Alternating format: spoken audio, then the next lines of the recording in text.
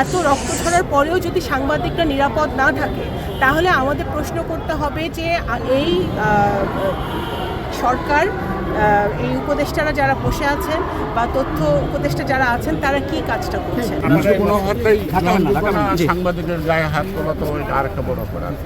গাজীপুরে প্রকাশ্যে জনগণের সামনে জবাই করে হত্যা করা হয় এক সংবাদকর্মীকে, অপরদিকে আরেকজনকে ইট দিয়ে থেতলে দেওয়া হয়। সাংবাদিকের নিরাপত্তার প্রশ্নে কি বলছে রাজনৈতিক নেতারা, চলুন সেটি জানার জন্য সঙ্গে রয়েছি আমি মোহাম্মদ রাইয়ান হোসেন। যে সাংবাদিকদের হত্যা করা হলো, আসলে আপনাদের মতামতটা কি? সাংবাদিকদের নিরাপত্তাটা কোথায়? নিরাপত্তা নেই, সরকারের নিরাপত্তা দেওয়ার জি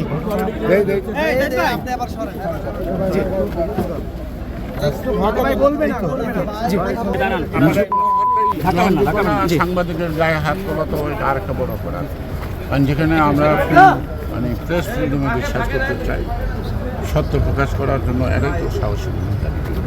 হয়তো তারা নিশ্চয়ই কোনো অন্যায়ের বিরুদ্ধে সাহসী ভূমিকা নিচ্ছে। আমরা অবশ্যই এই হত্যার বিচার চাই। বিগত দিনে সাগররুনিকে হত্যা করেছে, তার বিচার আজ পর্যন্ত পাইনি। বিগত দিনে আওয়ামী লীগ সরকারের শাসন আমলে বিগত দিনে হয় না বলে এখনো হবে না, এটা তো কোনো সাংবাদিকদের নিরাপত্তাটা কোথায়? বসুন্ধরা টিস্যু, অশুদ্ধতার বিরুদ্ধে এক বিন্দুও ছাড় নয়। গাজীপুরে যে ঘটনাটা ঘটেছে অত্যন্ত দুঃখজনক, এবং এই ঘটনা বর্তমান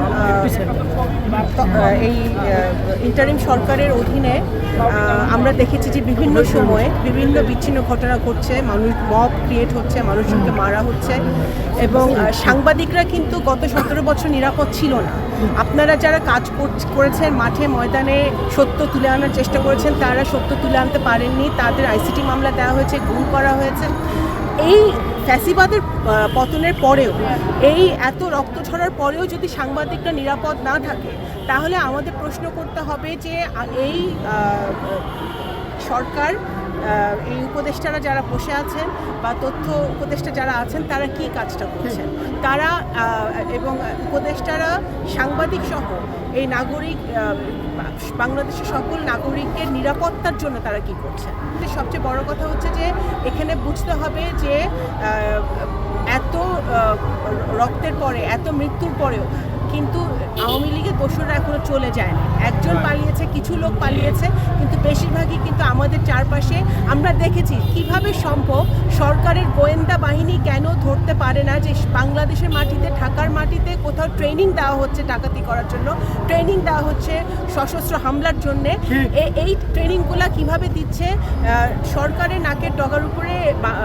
ঢাকার মতো একটি জনবহুল জায়গায় বা গাজীপুরের মতো একটি জায়গায় এই ধরনের ঘটনা কিভাবে ঘটছে।